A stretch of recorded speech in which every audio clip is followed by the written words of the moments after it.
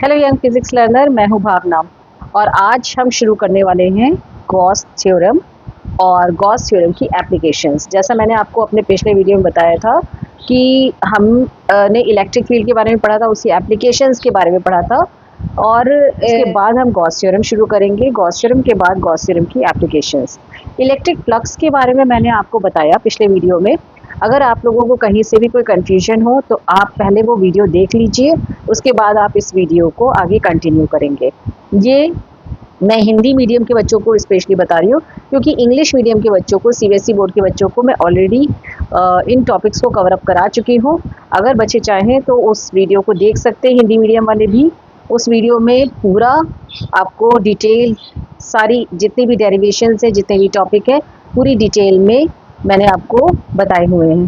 तो हिंदी मीडियम वाले बच्चे भी देख सकते हैं। अभी तक सीबीएसई बोर्ड वाले बच्चे देख रहे थे, बट यूपी बोर्ड के हिंदी मीडियम वाले बच्चे भी देख सकते हैं क्योंकि 11th और 12th क्लास में सिलेबस हर बोर्ड में ऑलमोस्ट सेम है, टॉपिक भी सेम है। बस एक्सप्लेनेशन जो आप लोगों को देना होता है, जो समझ में नहीं आती हैं चीज़ें, वही आप टीचर्स से गाइडेंस ले रहे होते हैं। तो आई थिंक कि आप लोगों को कहीं से भी कोई कन्फ्यूजन नहीं होनी चाहिए। मैं इस वीडियो को स्टार्ट करने वाली हूँ, तो आप लोग मेरे साथ में इस वीडियो को देखिए बुक के थ्रू, और मैं साथ ही साथ अपना एक्सप्लेनेशन दूंगी। कहीं से भी कोई प्रॉब्लम आए तो मैं लिंक शेयर कर दे रही हूँ इस वीडियो में भी, अपने लास्ट वीडियोस के। अगर आपको कहीं से भी कोई कन्फ्यूजन होती है तो मैं डिस्क्रिप्शन बॉक्स में भी उन प्रीवियस वीडियो का लिंक शेयर कर दूंगी जिसमें मैंने ये सभी टॉपिक डिटेल में बताए हुए हैं। सारी यूनिट्स कवर अप हो चुकी हैं क्लास 12th की, बट मैं ये हिंदी मीडियम के बच्चों के लिए स्पेशली वीडियो बना रही हूँ ताकि उनको भी फिज़िक्स के कॉन्सेप्ट अच्छे से क्लियर हो पाए। और आपको अगर नोटिफिकेशन कंटिन्यूएशन में चाहिए तो आप सिंपल फिज़िक्स लेक्चर को सब्सक्राइब करके, नोटिफिकेशन को ऑन करके, और बाकी आपके साथ वाले बच्चों को शेयर करके भी ग्रुप स्टडी भी कर सकते हैं, सेल्फ स्टडी भी कर सकते हैं। तो ये मेरा सजेशन है, आपकी चॉइस है। सो स्टार्ट करते हैं। सबसे पहले चार्ज डिस्ट्रीब्यूशन, आवेश वितरण। तो ये देखिए, मैंने आपके सामने खोल लिया है सतत आवेश वितरण। ये एनसीईआरटी की ही बुक है, जैसा मैंने आपको प्रोसेस बताया हुआ है। आप एनसीईआरटी की बुक ऑनलाइन ओपन कर सकते हैं, हिंदी या इंग्लिश में। ये भौतिकी 1 है, पार्ट 1 वर्जन। तो इसमें हम शुरू करते हैं सतत आवेश वितरण, जिसको हम कहते हैं continuous charge distribution. Continuous charge distribution, ठीक है, चार्ज डिस्ट्रीब्यूशन। अब ये होता क्या है और इसकी ज़रूरत क्यों पड़ती है? देखो बच्चों, अगर आपके पास 1 या 2 चार्ज हो तो आप उसकी पोजीशन बता सकते हो कि हाँ ये चार्ज है, 4 चार्जेस हैं जो रूम के इस कोने में रखे हुए, एक कोने में, दूसरे कोने में, तीसरे कोने में, चौथे कोने में। लेकिन अगर ऐसा हो कि बहुत ढेर सारे चार्ज हैं तो आप पता नहीं कर सकते कि ये चार्ज कितने होंगे और किस तरीके से डिस्ट्रीब्यूटेड होंगे। तो हमें चार्ज डिस्ट्रीब्यूशन के बारे में पता होना चाहिए कि कितने तरीके के चार्ज डिस्ट्रीब्यूशन हो सकते हैं। तो इसी के लिए मैं आपको सबसे पहले तो ये बताऊंगी कि आप जो है चार्ज डिस्ट्रीब्यूशन अगर कर रहे हैं तो चार्ज डिस्ट्रीब्यूशन का करने का तरीका ये होता है कि कितने तरीके की चीज़ें आप इमेजिन कर सकते हो। या तो लीनियर हो, 1 डायमेंशनल जिसे हम कहते हैं 1D, ठीक है, या तो 2 डायमेंशनल हो, एक्स और वाई दोनों एक्सिस में हो 2 डायमेंशनल, और या वो चीज़ जो है वो 3 डायमेंशनल हो, एक्स वाई जेड तीनों में हो। तो जैसे कि 1 डायमेंशनल में आपका एक तार ले लो, एक वायर ले लो, वायर में प्लस चार्जेस डिस्ट्रीब्यूटेड है, या एक करंट कैरिंग वायर ले लो जिसमें धारा बह रही है। अगर करंट बह रही है, धारा बह रही है, तो इसका मतलब उसमें इलेक्ट्रॉन जो है बैटरी के नेगेटिव से, तार से होते हुए बैटरी के पॉजिटिव तक आ रहे हैं। तो जब ऐसी कंडीशन होती है कि हम नंबर ऑफ़ चार्जेस को काउंट नहीं कर सकते, तो उस समय हमें ये चार्ज डिस्ट्रीब्यूशन यूज़ करना पड़ता है, ठीक है। इससे हम बहुत सारी एप्लीकेशन सॉल्व कर सकते हैं, जो बेसिकली गॉस एप्लीकेशंस हमें यहाँ पर सॉल्व करनी होगी आगे। तो आपको इतना समझ में आ गया कि सतत आवेश वितरण की आवश्यकता हमें क्यों है। अब ये जो 1 डायमेंशनल, 2 डायमेंशनल और 3 डायमेंशनल, मैंने 3 यहाँ पर आपको बताई हैं कि कितने तरीके के डिस्ट्रीब्यूशन हो सकते हैं। तो 1 डायमेंशनल का मतलब होता है जैसे कि आपका Q जो आप ले रहे होते हो वो है आवेश, और उसको अगर हम डिवाइड कर दें एल से, लेंथ से, किसकी लेंथ से, कोई तार है वो वन डायमेंशनल हुआ, तो उसकी लेंथ से डिवाइड कर दें तो उसमें बहने वाले जो आवेश होंगे, ये आवेश होंगे, ये आवेशों की संख्या हमको पता चल जाएगी पर यूनिट लेंथ में। आवेशों की संख्या, एकांक लंबाई में आवेशों की संख्या, इसको हम कहते हैं लीनियर चार्ज डेंसिटी या रेखीय आवेश घनत्व। क्या कहेंगे इसे? लीनियर चार्ज डेंसिटी या रेखीय आवेश घनत्व। और इसका रिप्रेजेंटेशन होता है लैम्डा, और लैम्डा इज इक्वल हो जाएगा Q/L। ये लीनियर चार्ज डेंसिटी है, इसकी आप एक नई क्वांटिटी इंट्रोड्यूस हो गई, और इसकी अगर आपको यूनिट पता करनी है तो इसी फॉर्मूले से देखेंगे तो चार्ज की यूनिट होती है कूलॉम और लेंथ की यूनिट होती है मीटर। तो कूलॉम पर मीटर करके आ गया आपका लीनियर चार्ज डेंसिटी या रेखीय आवेश घनत्व, जिसका फॉर्मूला आपकी स्क्रीन पे ये शो हो रहा है। ठीक है, उसके बाद आती है पृष्ठीय आवेश घनत्व। पृष्ठीय आवेश घनत्व यानी सरफेस चार्ज डेंसिटी का यूज़ हमारा तब होता है जैसे कोई प्लेट हो, जैसे आपने कोई प्लेट यूज़ की है और उस प्लेट पर चार्जेस बहुत सारे प्लस चार्ज हैं या माइनस चार्ज हैं। सर्कुलर प्लेट हो सकती है या प्लस माइनस दोनों चार्जेस हैं। सर्कुलर प्लेट हो सकती है, रेक्टेंगुलर प्लेट हो सकती है, इलिप्टिकल प्लेट हो सकती है, किसी भी तरीके की प्लेट हो जिसमें एक्स और वाई दोनों एक्सेस हो जाएंगे, तो उस केस में हमें यहाँ पे लेना होगा क्या चीज़? Surface charge density. तो सरफेस चार्ज डेंसिटी या क्षेत्रीय आवेश घनत्व, घनत्व यहाँ पे वर्ड यूज़ होता है। यहाँ पे पृष्ठीय आवेश घनत्व देखिए आपका लिखा हुआ है। पृष्ठीय या क्षेत्रीय आवेश घनत्व जो होगा वो सिग्मा, इस रिप्रेजेंटेशन को हम कहते हैं sigma. Sigma is equal to Q/एरिया, सरफेस एरिया S हो जाएगा। तो Q/S ये होता है पृष्ठीय आवेश घनत्व। क्लियर है इतना? इसका अगर आप यूनिट निकालोगे तो यूनिट कितना आ जाएगा? आवेश का यूनिट कूलॉम, और जो सरफेस एरिया है यानी पृष्ठीय क्षेत्रफल है वो कितना होगा उसका? Metre square. तो कूलॉम पर मीटर स्क्वायर ये इसकी यूनिट आ जाएगी। तो हमें जब इस तरीके के ऑब्जेक्ट्स दिए हों जिसमें 2 डायमेंशनल ऑब्जेक्ट्स है जो कि जिसमें किसी पृष्ठ में आवेशों का वितरण हुआ हो, तो उस केस में हमें पृष्ठीय आवेश घनत्व लेना चाहिए। क्लियर है? नेक्स्ट आ जाते हैं हम वॉल्यूम चार्ज डेंसिटी या जिसे हम कहते हैं आयतनीय आवेश घनत्व। आपके स्क्रीन पर शो हो रहा है आयतनीय आवेश घनत्व। इसको रो से रिप्रेजेंट करते हैं और रो इज इक्वल टू हो जाएगा number of charges divided by volume. तो जब 3 डायमेंशनल फिगर होती है, 3 डायमेंशनल फिगर किस केस में आएंगी? जैसे आप यहाँ पर देखो, एक स्फीयर ले लें, एक बॉल ले लें। जैसे अगर एक बॉल ले लेते हैं तो वो 3 डायमेंशनल फिगर हो गया, या एक क्यूब ले लेते हैं तो वो एक 3 डायमेंशनल फिगर है। तो उस 3 डायमेंशनल फिगर में जब चार्ज फ्लो करेंगे तो यहाँ पर ये हो जाएगा आयतनीय आवेश घनत्व। आयतन से लिंक करके जब हम आवेश निकालें, यानी एकांक आयतन में बहने वाले आवेशों की संख्या वो क्या कहलाती है? आयतनीय आवेश घनत्व कहलाती है। और इसका यूज़ हमें कहाँ करना होगा? जहाँ पर एक लार्ज बॉडी के अंदर चार्जेस हों। ठीक है, अगर सॉलिड मेटेलिक बॉल है तो सॉलिड मेटेलिक बॉल में चार्जेस का डिस्ट्रीब्यूशन जब होगा मेटेलिक बॉल के अंदर, तो वो बॉल के अंदर चार्जेस का डिस्ट्रीब्यूशन कैसा होगा? ये आपका है आयतनीय आवेश घनत्व या volume charge density. Density word use होना है। तो यहाँ पर आपके 3 आवेश घनत्व होते हैं। कौन कौन से हैं? पहला है रेखीय आवेश घनत्व लैम्डा, सबको याद हो गया। उसके बाद कौन सा है? पृष्ठीय आवेश घनत्व। तीसरा है आयतनीय आवेश घनत्व। लैम्डा रेखीय आवेश घनत्व, सिग्मा पृष्ठीय आवेश घनत्व और रो आयतनीय आवेश घनत्व। इनको इंग्लिश का भी वर्जन सुन लीजिए। Lambda linear charge density, sigma surface charge density and rho volume charge density. तो ये 3 तरीके की डेंसिटी आपको पता होनी ही चाहिए। ठीक है, इतना पता चल गया होगा, याद हो गया होगा, माइंड में बैठ गया होगा। याद करने का मतलब फ़िज़िक्स में याद करना नहीं होता है, ये बात ध्यान रखिएगा। तो अब यहाँ पर देखो, इसी बिहाफ पर जब हमने यहाँ ये आपकी बुक में जो ये डेल्टा ई दिया हुआ है, डेल्टा ई मैं यहाँ पे ई यूज़ कर रही हूँ। ई क्या होगा? Electric field.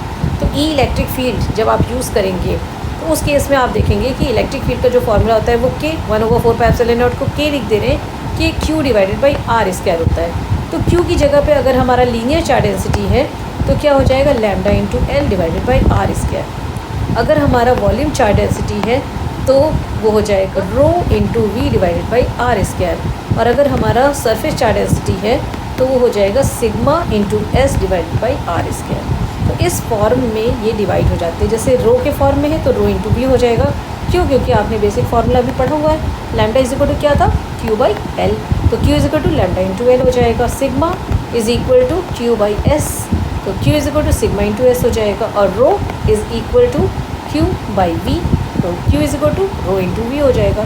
तो हमने क्यू के प्लेस पे ये तीन values according to shape of the body हम ये रख सकते हैं। Simple as your ABCD। तो इसको आप लोग अच्छे से माइंड में रखते जाइए। 1 बाई 1 अगर आप समझते जाएंगे कॉन्सेप्ट को, कभी आपको प्रॉब्लम नहीं आएगी। नेक्स्ट टॉपिक पर आ जाते हैं। देखिए नेक्स्ट टॉपिक में आपका फिर से ये आपका जो दिया हुआ है वो है फ्लक्स। फ्लक्स के बारे में मैं आपको अपने पिछले वीडियो में बता चुकी हूँ, उसका लिंक मैं शेयर कर दूँगी, आप लोग फ्लक्स के बारे में देख लीजिएगा। तो फ्लक्स जो होता है ये फाई से रिप्रेजेंटेशन होता है और फ्लक्स इज इक्वल टू होता है Q by epsilon not. Epsilon not पता है तो क्या होता है, निर्वात की विद्युतशीलता, परमिटिविटी ऑफ फ्री स्पेस। तो ये परमिटिविटी ऑफ फ्री स्पेस के फॉर्म में, मैथमेटिकल फॉर्म में क्यू आवेश है। क्यू के बारे में जानना बहुत ज़रूरी है, बेसिक है, इसलिए सबसे पहला टॉपिक आपका क्यू था। अब ये देखिए जो फ्लक्स होता है ये पॉजिटिव भी होता है, ये नेगेटिव भी होता है, इसके बारे में मैं बता चुकी हूँ। अगर किसी जगह पे, किसी स्पेस पे चार्ज कोई क्यू रखा हुआ है तो वो चार्ज पॉजिटिव अगर होगा तो उसमें से इलेक्ट्रिक फील्ड लाइन्स निकल रही होंगी। जो इलेक्ट्रिक फील्ड लाइन्स निकल रही हैं, अगर इलेक्ट्रिक फील्ड लाइन्स बाहर आउटवर्ड जा रही हैं तो इसमें से जो फ्लक्स आएगा, इसका फ्लक्स आएगा वो पॉजिटिव होगा। अगर फील्ड लाइन्स इस जो आवेश रखा हुआ है उसको अगर हम एनक्लोज कर दें किसी सरफेस के अंदर तो माइनस में अगर होगा तो इसमें फील्ड लाइन्स अंदर की तरफ जाएंगी। माइनस चार्ज में हमेशा फील्ड लाइन्स अंदर की तरफ होती है, तो इसमें जो आपका फ्लक्स आएगा वो माइनस में हो जाएगा। तो माइनस चार्ज हमेशा फील्ड लाइन को अपनी तरफ लेता है, इसलिए फ्लक्स माइनस में होता है, और प्लस चार्ज फील्ड लाइन्स को बाहर की तरफ इमर्ज करता है, इसीलिए जो फ्लक्स होता है वो प्लस में होता है। अब ये जो मैंने सरफेस बनाई है दोनों फिगर में, this one and this one, ये दोनों ही सरफेस ये होती क्या है आप देखेंगे अगर, तो इसको हम कहते हैं गॉसियन सरफेस। अब गॉस का जो लॉ है वो यहाँ पे इंट्रोड्यूस होने वाला है कि गॉस लॉ होता क्या है, ठीक है। इनको हम कहते हैं गॉसियन सरफेस। ये एक इमेजिनरी सरफेस है, सबसे पहले तो ये ध्यान रखिएगा, गॉसियन सरफेस इमेजिनरी सरफेस है, okay. Gaussian surface imaginary surface होने की वजह से आप ये देखिए, ये गॉस के नियम के अनुप्रयोग लिखे, इसको ज़रूर पढ़ लीजिएगा आप लोग। ये पॉइंट जो है बहुत इम्पॉर्टेंट है, इसमें जितने भी पॉइंट्स दिए हुए हैं, नंबर 1 यहाँ पे महत्वपूर्ण तथ्य ये लिखा हुआ है, इसको डेफिनेटली पढ़िएगा कि गॉस लॉ प्रत्येक बंद पृष्ठ, चाहे उसकी आकृति अथवा आमाप यानी उसका मेज़रमेंट कुछ भी हो,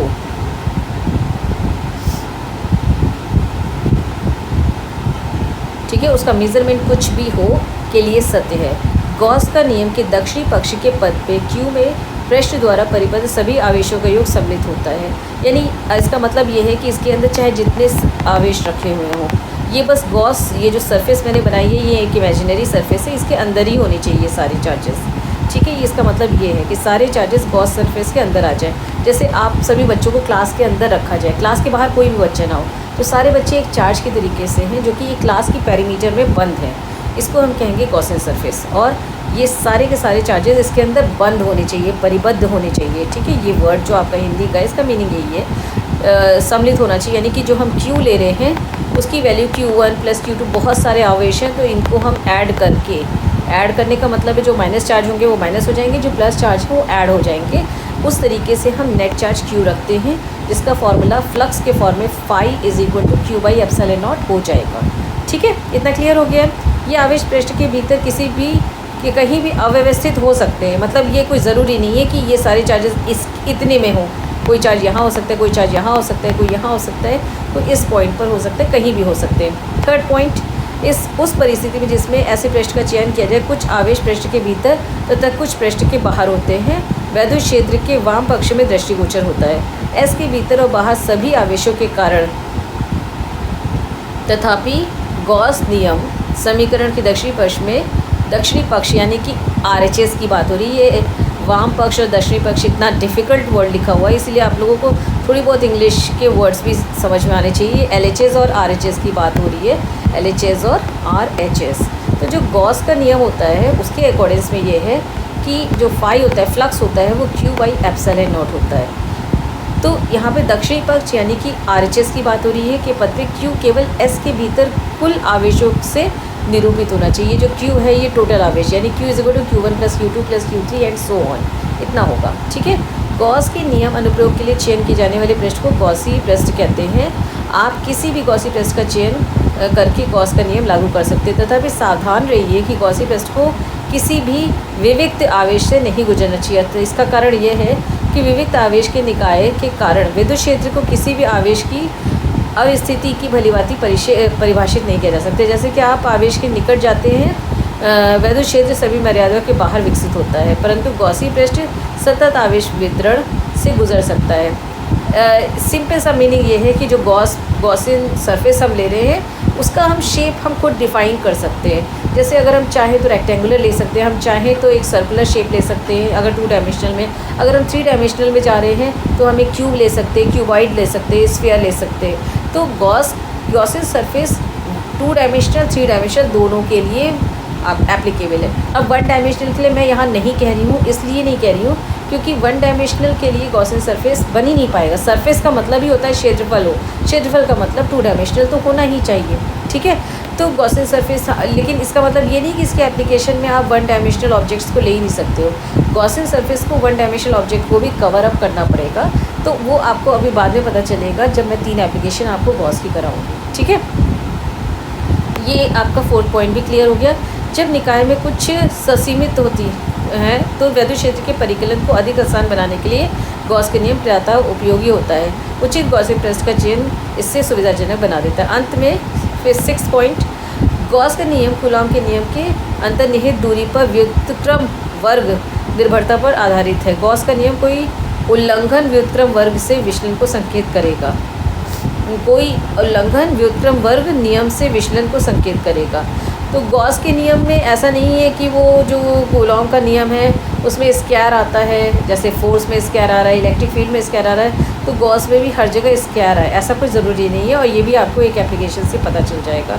तो ये गॉस की कुछ एप्लीकेशन, जो गॉस लॉ है उसके बारे में कुछ डिटेल बताई गई थी, इसको आप लोग देख सकते हैं। इसके बाद देखिए आपका एक क्वेश्चन दिया हुआ है, और ये क्वेश्चन आपकी ईजी नहीं है, मैं आपको फिर से बता दे रही हूँ।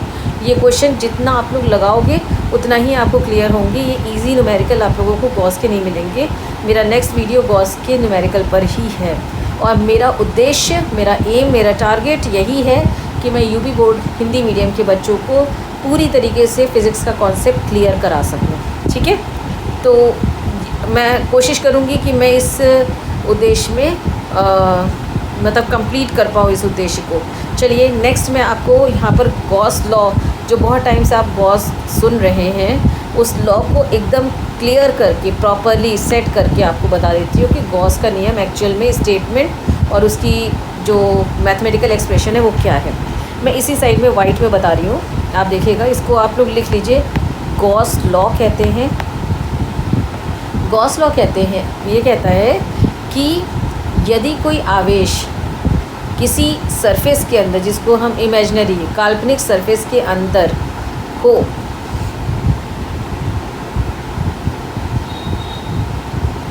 गॉस का नियम ये कहता है कि यदि कोई आवेश को हम किसी परिपथ के अंदर, मतलब एक इमेजिनरी सरफेस के अंदर, पृष्ठ के अंदर परिबद्ध कर दे, यानी उसको बंद कर दे। एक आवेश है और उसके बाहर एक इमेजिनरी, ये मैंने सरफेस बना दी। तो इस सरफेस को सबसे पहले ध्यान रखिएगा, इसको कहते हैं गॉसियन सरफेस, गॉसियन पृष्ठ। ठीक है। तो अगर हम इसको परिबद्ध कर देते हैं तो इसमें से बाहर निकलने वाली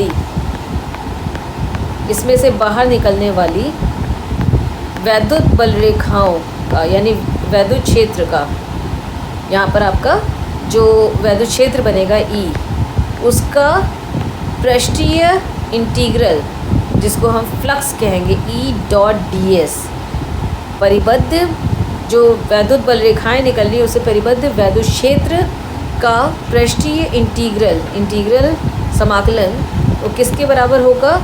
उस परिबद्ध उस आवेश के 1/ε0 टाइम्स होगा। बहुत ज़्यादा क्लियर नहीं हुई आपको ये डेफिनेशन, तो मैं आप लोगों को इसका स्टेटमेंट, जो गॉस का स्टेटमेंट है वो मैं आप लोगों को यहाँ पर दिखा देती हूँ कि गॉस का स्टेटमेंट है क्या।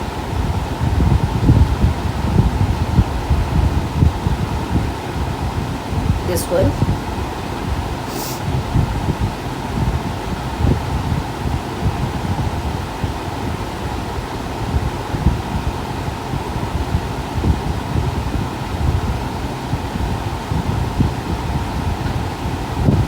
ये तो गॉस की एप्लीकेशंस आ गई है जी, यहाँ पर होना चाहिए।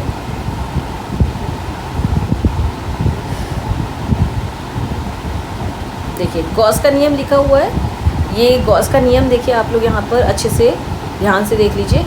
वैद्युत फ्लक्स की अवधारणा के अनुसार ऐसे गोले पर जिस पे कुल फ्लक्स पर अगर हम विचार करें, जैसा कि इस फिगर में बना हुआ है, तो कुल फ्लक्स पर विचार करने से हमको ये पता चलता है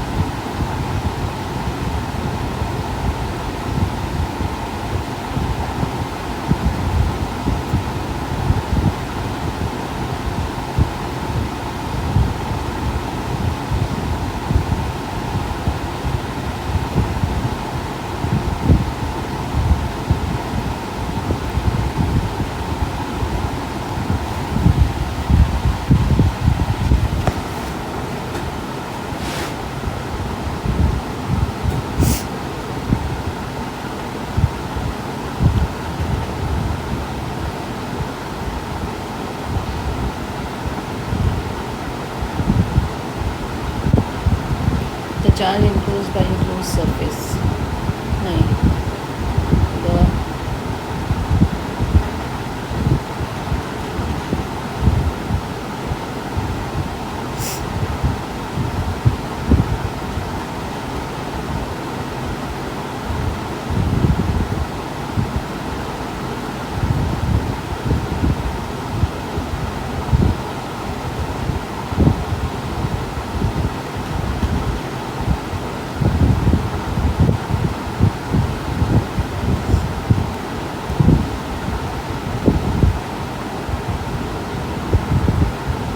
चलिए, तो ये देखिए गॉस का नियम लिखा हुआ है यहाँ पर। अब गॉस का नियम अगर हम एक सिंपलेस्ट फॉर्म में कहते हैं, देखिए गॉस का नियम आप लोगों को जनरली याद नहीं हो पाता है और लगता है ये कौन सी मैथमेटिक्स आ गई है बायो वाले बच्चों को स्पेशली, तो ऐसा कुछ नहीं है यहाँ पर। सबसे पहले आप याद करेंगे कि किसी भी closed surface, closed Gaussian surface यानी क्लोज्ड गॉसियन पृष्ठ, जो कि एक इमेजिनरी पृष्ठ होता है, किसी भी क्लोज्ड गॉसियन पृष्ठ के से संबद्ध जो टोटल फ्लक्स होगा, टोटल फ्लक्स के बारे में आप लोग पढ़ चुके हैं, इसलिए यहाँ पे फ्लक्स यूज़ होगा। जो टोटल फ्लक्स होता है वो उस क्लोज्ड गॉसियन सरफेस से संबद्ध आवेश का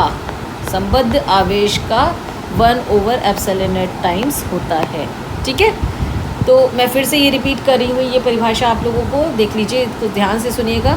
किसी भी बंद काल्पनिक पृष्ठ से संबद्ध जो फ्लक्स होता है, टोटल फ्लक्स होता है, कुल फ्लक्स होता है, वैद्युत फ्लक्स होता है, वो उस पृष्ठ से, इमेजिनरी काल्पनिक पृष्ठ से के अंदर परिबद्ध आवेश के 1/ε0 टाइम्स होता है। ε0 क्या है? विद्युशीलता है, तो 1/ε0 टाइम्स होता है।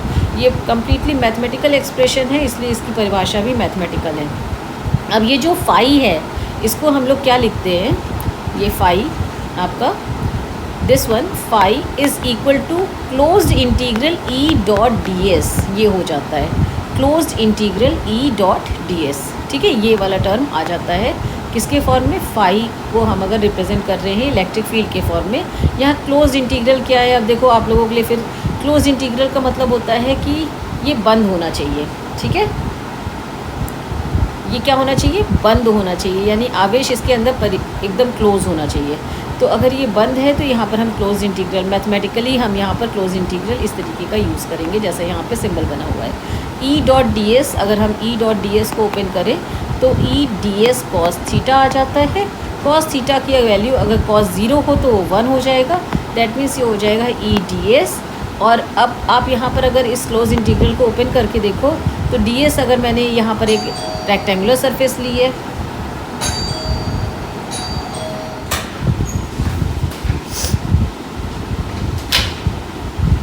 तो बेटा ये जो फ्लक्स है, फ्लक्स की जो आप मैथमेटिकल डेफिनेशन लेंगे, ये गॉस लॉ में भी स्टेटमेंट में भी आ रहा है कि किसी भी गॉसियन सरफेस से, इमेजिनरी सरफेस से परिबद्ध जो फ्लक्स होगा, यानी वैद्युत बल रेखाओं की संख्या उस परिबद्ध उस सरफेस से जो परिबद्ध होंगी, उनकी जो वैल्यू होगी वो क्या होगी, उस परिबद्ध सरफेस से, क्षेत्र से के अंदर बंद जो आवेश होगा उसका 1/ε0 टाइम्स होगा, यानी उसका 1/ε0 टाइम्स क्या हो जाएगा, उस आवेशों का जो 1/ε0 टाइम्स होगा वो फ्लक्स की संख्या के बराबर होगा।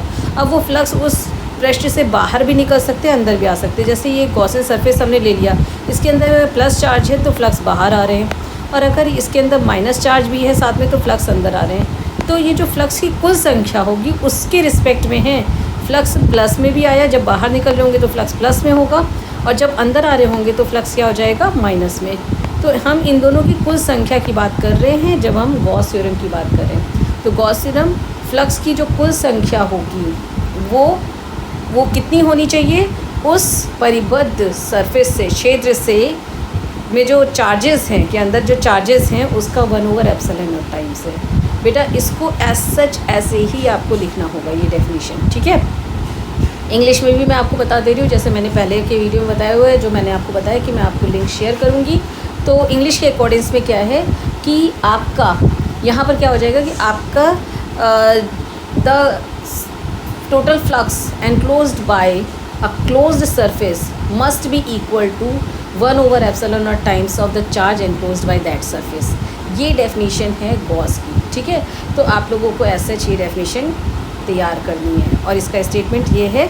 इसके साथ में एक चीज़ ये भी ध्यान रखिएगा, जो मैंने आपको अभी पहले बताया है कि जो फ्लक्स होता है वो ई डॉट डी एस के बराबर होता है या ई डॉट एस के बराबर का होता है। अगर हम डी फाई यूज़ कर रहे हैं तो ई डॉट डी एस लिख सकते हैं, और अगर हम फाई यूज़ कर रहे हैं तो ई डॉट एस लिखेंगे। डॉट का मतलब होता है स्केलर प्रोडक्ट, जो आप 11th क्लास में पढ़ चुके हो। तो ये जो गॉस लॉ है इसको बहुत अच्छे से अपने माइंड में, पहले एक दिन का समय दीजिए, उसको अच्छे से अपने माइंड में करिए, बार बार रिपीट कीजिए जहाँ आपको नहीं क्लियर हो रहा है, और उसको रिपीट करेंगे जब आप बुक से बार बार पढ़ेंगे तो वो गॉस थ्योरम आपको अच्छे से क्लियर हो जाएगी। बेटा धीरे धीरे माइंड में इनकलकेट करना ज़्यादा बेटर है as compared to fast speed में केवल आपको ऊपर की तह पर गो थ्रू होना, ठीक है। तो आप लोग अच्छे से पढ़िए क्योंकि आपके पास अभी समय है। चलिए ये हो गई, कर देते हैं गॉस के नियम के अनुप्रयोग, यानी एप्लीकेशन ऑफ गॉस लॉ। जैसे मैंने आप लोगों को पहले बताया, यहाँ पे 3 एप्लीकेशंस हैं गॉस की। पहली एप्लीकेशन आपकी है अनंत लंबाई के चालक के द्वारा, यानी अगर एक धारावाही चालक है, यानी एक वायर है जिसमें आवेश बह रहे हैं, तो उस धारावाही चालक के चारों तरफ किसी भी पॉइंट पर हम इलेक्ट्रिक फील्ड कैसे निकालेंगे, ई का मान निकालना है हमें, यह है गॉस थ्योरम। तो जैसे आप इलेक्ट्रिक फील्ड निकालने के लिए आप कूलॉम्स लॉ का इस्तेमाल करते थे, यहाँ पर कूलॉम्स लॉ का इस्तेमाल नहीं हो सकता क्योंकि कूलॉम्स लॉ पॉइंट चार्जेस के लिए, बिंदु आवेश के कारण है। आपको क्या यूज़ करना होगा, गॉस लॉ, क्योंकि ये एक सतत आवेश है। ये जो आपका धारावाही चालक ए बी है, इस धारावाही चालक में धारा बह रही है, यानी कि लगातार चार्जेस हैं, कंटिन्यूस चार्जेस हैं। तो कंटिन्यूस चार्ज डिस्ट्रीब्यूशन के केस में हम कौन सा थ्योरम यूज़ करेंगे, गॉस थ्योरम, ताकि हम इलेक्ट्रिक फील्ड निकाल पाएँ, ठीक है। तो यही एप्लीकेशन आपको यहाँ पर यूज़ करनी है। चलिए एप्लीकेशन देख लेते हैं। यहाँ पर जैसे पिक बनी हुई है, यहाँ पर आपको स्क्रीन पे दिखाई दे रही है, ए पॉइंट पर पिक है, ठीक है। इस पिक में अगर आप देखेंगे तो आपको क्या दिख रहा है कि एक धारावाही चालक है जिसमें प्लस चार्जेस आपको ये दिख रहे हैं, ये सारे प्लस चार्जेस हैं। इसके चारों तरफ जो ये शेप बना हुआ है इसको हम कहेंगे गॉसियन सरफेस। अब ये जो गॉसियन सरफेस है, ये गॉसियन सरफेस के पी पॉइंट पर हम इलेक्ट्रिक फील्ड निकालने जा रहे हैं। पी डैश पर भी निकाल सकते हैं, पी डबल डैश पर भी निकाल सकते हैं। तो पी पॉइंट जो है वो इस जो धारावाही चालक है इससे कितनी दूरी पर है, r दूरी पर। यहाँ पर आपका देखिए मेंशन हुआ है r दूरी है, ठीक है। ये हो गई आपकी फिगर। अब इस फिगर के अकॉर्डिंग्स में इसका ये रे डायग्राम टाइप का है, रे डायग्राम नहीं कहेंगे इसे, sorry, this one should be the rough diagram for this practical application. तो इसमें यहाँ पर क्या किया है, ये धारावाही चालक बनाया हुआ है और इसमें r दूरी पर एक p पॉइंट ले लिया गया है। p पॉइंट पे इलेक्ट्रिक फील्ड की वैल्यू अगर प्लस चार्जेस होते हैं तो आउटवर्ड होगी, बाहर की साइड होगी। अगर यहाँ पे माइनस चार्ज होते, इस जगह पर माइनस चार्ज होते तो इलेक्ट्रिक फील्ड क्या हो जाता, अंदर हो जाता। फिलहाल यहाँ पर क्या है, अंदर नहीं है। क्या है, अंदर नहीं है, ये बात ध्यान रखिएगा। तो इसको आपको बनाने की ज़रूरत नहीं पड़ेगी। क्लियर है इतना। आप क्या लोगे कि आपके पास प्लस चार्जेस हैं और प्लस चार्जेस के बेसिस पर आउटवर्ड इलेक्ट्रिक फील्ड है। क्लियर है इतना। अब देखिए यहाँ पर हम क्या करेंगे, सिंपल सा स्टेप है। तो ये पूरा आपने जो डायग्राम बनाया, डायग्राम को आपने एक्सप्लेन कर दिया। इतना एक्सप्लेनेशन की ज़रूरत नहीं पड़ेगी। जब आप कॉपी में लिखेंगे तो बहुत ही शॉर्ट में लिखते हैं सारी चीज़ें। आपने सबसे पहले अकॉर्डिंग टू गॉस लॉ, यानी गॉस लॉ के अकॉर्डिंग पे क्या होता है, फाई, इसमें इस धारावाही चालक से निकलने वाले जो बाहर की तरफ फ्लक्स होंगे उसका वैल्यू कितना हो जाएगा, Q/ε0।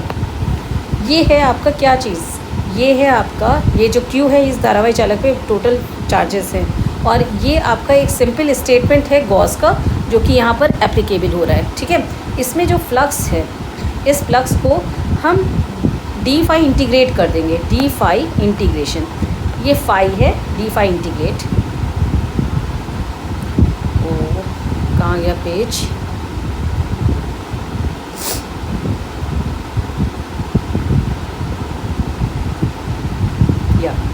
तो हम इसको क्या करेंगे, डी फाई इंटीग्रेट करेंगे।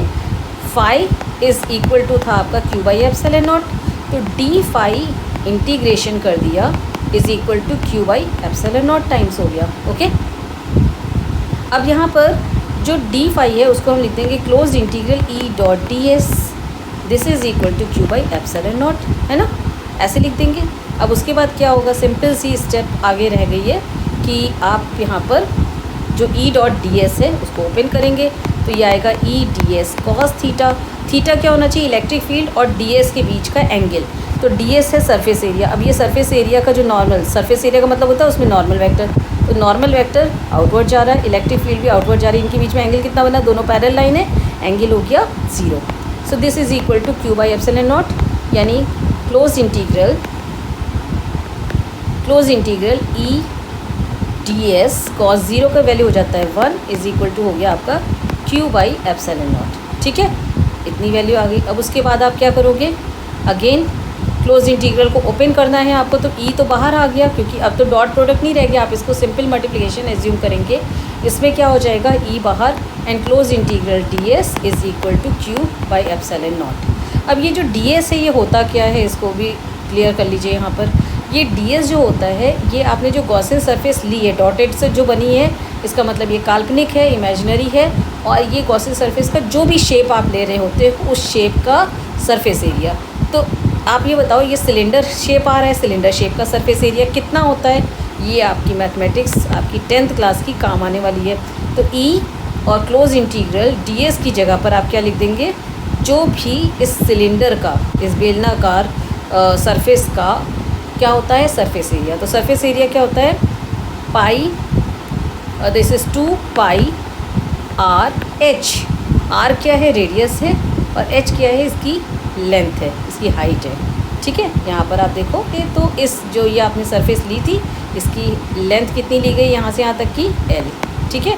और ये इसकी रेडियस है R, ठीक है। जितनी दूरी पर P पॉइंट है उतनी इसकी रेडियस हो जाएगी। ओके, सो नाउ अब यहाँ पर हो गया 2 पाई RH जो हमने क्लोज इंटीग्रल ds को सॉल्व किया। उसके बाद आप इसको क्या करेंगे, सिंपली E का वैल्यू यहाँ से निकाल देंगे। So this one E should be equal to Q divided by 2 pi RH into ε0। इसको थोड़ा सा अच्छे क्लियर करके रख लेते हैं। तो H की जगह पे हमें L रखना है क्योंकि लेंथ यहाँ पर L दी हुई थी।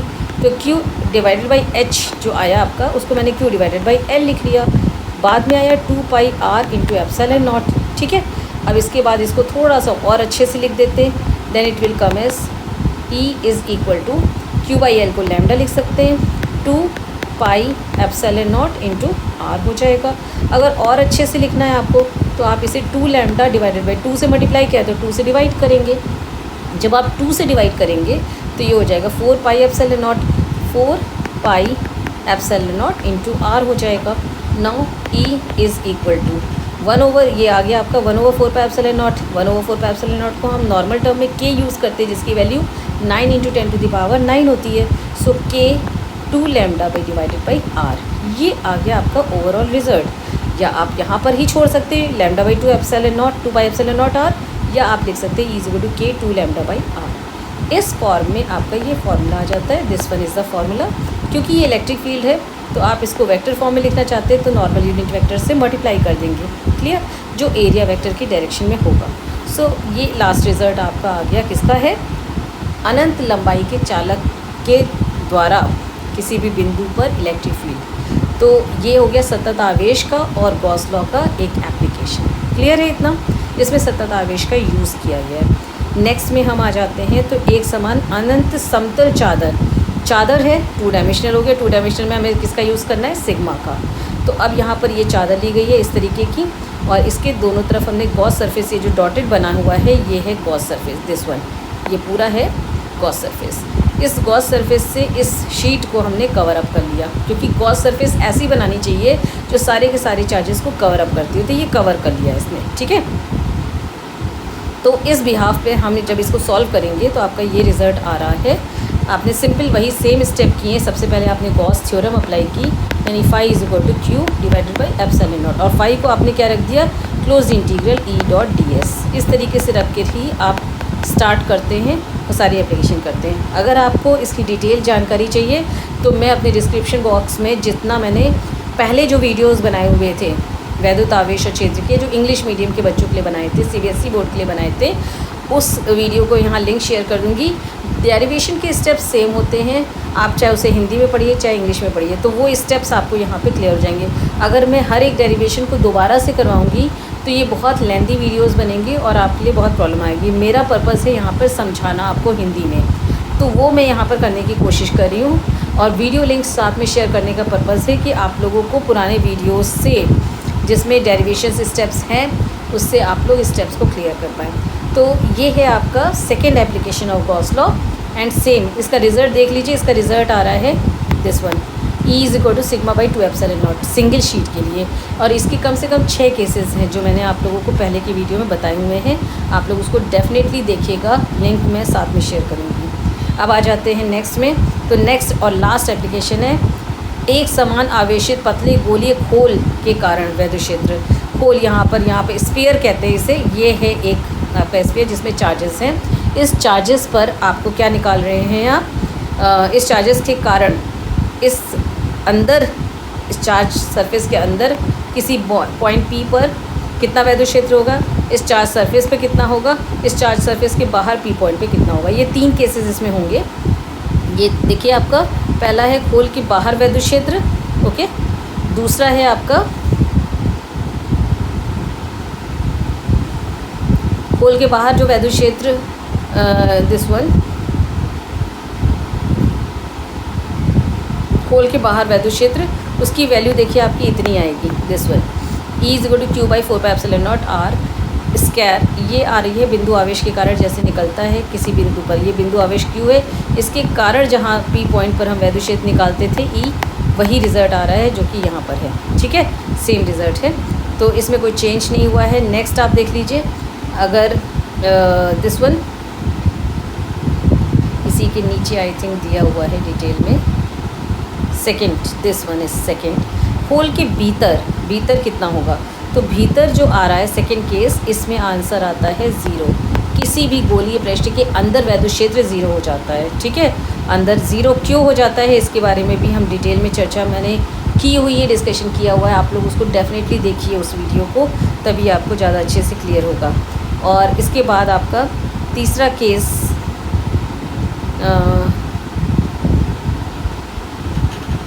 ये तो आपकी आ गई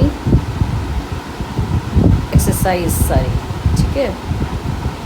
तीसरा केस है गोलीय पृष्ठ पर, तो इन्होंने क्योंकि एनसीईआरटी देखिए बहुत शॉर्ट करने की कोशिश करती है, तभी एनसीईआरटी बुक पतली है, टेक्स्ट बुक थोड़ी मोटी हो जाती हैं। यहाँ पर आपको इसी में मेंशन कर दिया गया होगा कि खोल के बाहर स्थित बिंदुओं पर एक समान आवेशित गोलीय खोल के कारण विद्युत क्षेत्र इसी प्रकार के जैसे कि खोल का समस्त आवेश उसके केंद्र पर स्थित हो। तो ये जो एक केस है, ये आपका तीसरा केस आपकी टेक्स्ट बुक में अलग से दिया हुआ है। किसी बाहरी बिंदु पर इतना होता है, अगर खोल के पृष्ठ पर हो तो उस केस में कितना हो जाएगा, वो इतना हो जाएगा, दिस वन आर स्क्वायर आएगा, जो कि खोल की त्रिज्या के बराबर का होगा। यानी स्मॉल आर की जगह पर आप आर स्क्वायर यूज़ कर लेंगे अगर खोली पृष्ठ पर होगा। तो यहाँ पर इन्होंने केवल 2 ही केस लिए हैं। मैं तीसरा केस आपको बता दे रही हूँ, खोली पृष्ठ पर जो पी पॉइंट पर निकाल रहे हैं, तो उसकी वैल्यू आ जाएगी 1/4πε0 Q divided by capital R square, जहाँ पर आर जो है ये गोली पृष्ठ की त्रिज्या है। तो इस पॉइंट पर भी उतना ही आता है जितना कि किसी बाहरी बिंदु पी पॉइंट पर आएगा। ठीक है, ये पहला केस और जो आपका ये तीसरा केस है, ये दोनों सेम होते हैं। अंदर जो होगा वो कितना, मैंने अभी आपको बताया था, 0 हो जाता है। कितना हो जाता है? 0। ये वैल्यू 0 हो जाएगी। तो इस तरीके से हम गॉस थ्योरम का यूज़ करेंगे। ठीक है, ये 3 एप्लीकेशंस हैं। कहीं से भी कोई कन्फ्यूजन होती है आप मुझसे पूछिए। इसकी थियोरी मैंने आपको बता दी है और डेरिवेशन के स्टेप्स, अगर आप लोगों को एक मैंने डेरिवेशन स्टेप्स बताया, और स्टेप्स के लिए आप लोग मेरा पिछला वीडियो डेफिनेटली फॉलो करेंगे और नए बच्चे इस चैनल को सब्सक्राइब करेंगे ताकि उनको इसके बारे में जानकारी मिल पाए। ज़्यादातर मैं खासकर GGIC के बच्चों से कह रही हूँ जो मुझसे पढ़ रहे हैं, उन बच्चों को मैं कहूँगी कि आप लोगों को कहीं से भी स्टडी में ब्रेक नहीं होना चाहिए, इसलिए डेफिनेटली मेरे चैनल को सब्सक्राइब कीजिए और मेरे चैनल को सब्सक्राइब कीजिए। और उसके बाद आप लोग ये जो नोटिफिकेशन बटन है इसको ऑन कर दिया करिए। नहीं अगर आता है तो मुझसे पूछ लीजिए, क्योंकि मैं आप लोगों को ऑफलाइन भी क्लास लेती हूँ। तो उसको नोटिफिकेशन से क्या होगा कि आप जब भी यूट्यूब ऑन करेंगे तो मेरा जो भी नया वीडियो होगा वो आपके सामने आ जाएगा। तो GGIC के सभी बच्चे और GIC के भी बॉयज़ जो हैं वो भी सभी बच्चे मुझसे मेरे चैनल को सब्सक्राइब करके और नोटिफिकेशन ऑन करके हिंदी क्लासेस को अटेंड कर सकते हैं, समझ सकते हैं। किसी भी तरीके की कन्फ्यूजन के लिए मेरी टेलीग्राम आईडी पर भी आप लोग मुझसे कांटेक्ट कर सकते हैं।